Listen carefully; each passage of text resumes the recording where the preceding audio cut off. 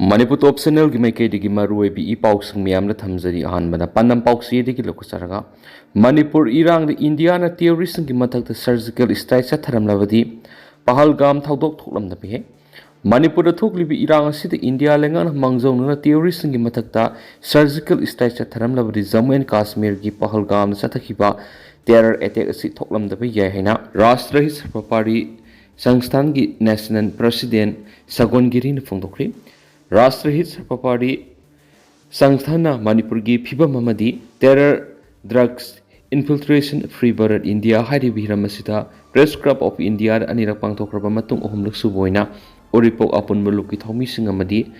sangathan sigi si patron yaunam ngasi Manipur press club da pangthokiba pawgi mifam amada sangathan sigi national president Sagon Giri na mataki wapam asi phongdok laduna mahakna hai Manipur Kuki terrorist na sa thariba terror gi thaba solution na bi India government na makhoi gi mathakta surgical strike tagadabani Mana makha taraduna Islam gi mingda lairiba extremist group kharana Muslim community singi mingsa thiana na bohonari mataw sigumna Kuki terrorist kharana Manipur lairiba Kuki community khudingma pu mingsa thiana na bohonari maramasina Manipur separate administration taliba madi lamdam asida tangdu laitaba nungsi sana ba puraknaba shanti gi wari sanabada yadriba singi mathakta India lengan sapsabe exlokatam thui Mitei community na masabu ngakthok sanaba pairambu khulai sing lengak senda tawnaba khangan khibagi matungina surrender tawkhri adubu singi lamda afaba makal gi khulai sing pariba makai irang makhata na thoknabigi masa ama oyamadi masina waruisina ma purana bohona bada khurau thangana ki Manipur NRC satna handuna illegal immigrants sing khangdokna bohona ba state asigi highway sing asi lamda masigi lairiba phurup singi damak hangdokpa loinana lanjenari besing mayumda hanjin hanna ba sapza Tapak Pekatpigi Wapam Sing Yauba Memorandum Amasu Hayang Manipur gi Governor Ajay Kumar Balago Naduna Bishilagan Henesu Sagon Giri na Makata na Fongdoki Atopa Paumana Wainem Beles Foundation de Pangtokri Amana Mabu Ngak Naduna Nungsinaraba Matamda Hanagi Manipur Oibangamani Dingang Nungangmai Kangaboki Manungsanba Wainem Kulda Yellomi Kabuishing Kundara Pahokiba Nomit Wainem Village Foundation de Kulusigi Community Hall Pangtokri Thauramadu Manipur Legislative Assembly gi Hill Areas Committee Manipur gi Chairman Dingang Nungangmai IIT Roorkee gi Professor Dr. ZD Ranchin Chung RN None District ki former CMO Dr. Edwin Gonmai Inner Army gi Lieutenant Colonel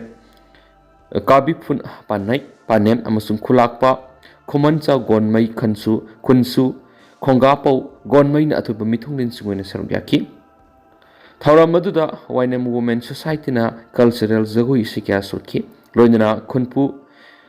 gongapau gonmai na kulasi horakpadi haujuk phawigi wari lidun ningsingminaki loinana Wainem kulgi foundation stone siyungki Dr. Ranchin Chung RN haikibada aikoina asauba mi ama oire haiduna isagi horakpum khungang Kaubiyadi Horakpum haibisi upalamagi marani duga Horaklibana hasing discipline laina satpa Kauridabani Puxiel sing isagi identity gang satnaba madi punsida oigi khanma pandam yauna bohona gadabane madi yariba makai double standard oiba miyoi singdagi lapna laina bohona gadabana ki dingang nung gangmaina phongdokibada Manipur si phurup kyana puna nungsinna khunda minarkibi state amani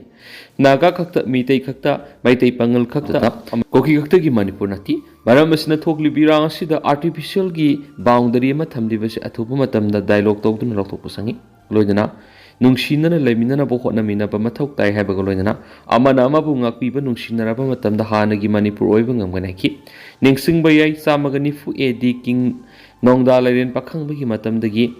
Wainem Kolasi Wainem Sanreng haina British colonial rule matamdagi record tawduna lakpana kona Wainem Kabui Village haina khangna rakhibana hari Makasa tharak poina panam pauksi ki ngasi editorial mem da tendak na thamjagi sai thadrabadi khangdabani Manipur lengan athingwa thamkraba plastic ki polam sing hauji state asi ki Imphal mayona paksana mipum khudimang na maning makhatam na pochai hapna duna seasonary lamdam asi ki miyam na phatre khanglaba plastic ki polam sing ji seasonabada lengan athingwa thamlibagi maram sing asi khangna lenga ki athingbagi mayok thabak toriba lamdam asi ki miyam na sai thaba watpadigi makhata na plastic ki pot seasonabani khali Nakal amaramda haukiba taraga mathui suba Manipur Assembly lengaki matamgi mamangda state asda plastic na sab pola makhal khara athingba thamba lekhrabasu matam adugi state lengana mapung phana section thorang lokhat pa ward khibadagi lamdam asida makhatana plastic ki polam sing athingba laina sizinabani habisigi miyamna ikhangna dun laiti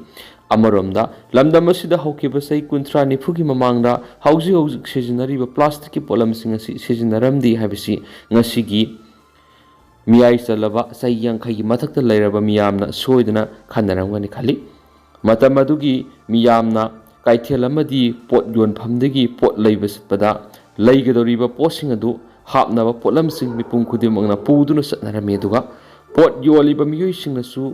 akuppa pot hapnaba segi khaw sizinaraga pot leiribasingda pot haplaga pinarami nakala maromdana lamdamasita thaudo wathu amadi saksa haizana lada sak hablaga sanabaga loinina isingi kolda ising thaknaramana maram oiraga plastic na wai saiba madi akoibigi phibamda akaiba piramde dubo haukiba sai kun thagi matamsida di makal makha gi plastic na sapa polam sing maru oina lamdamasida thabak thorom tholakpada sizinadaba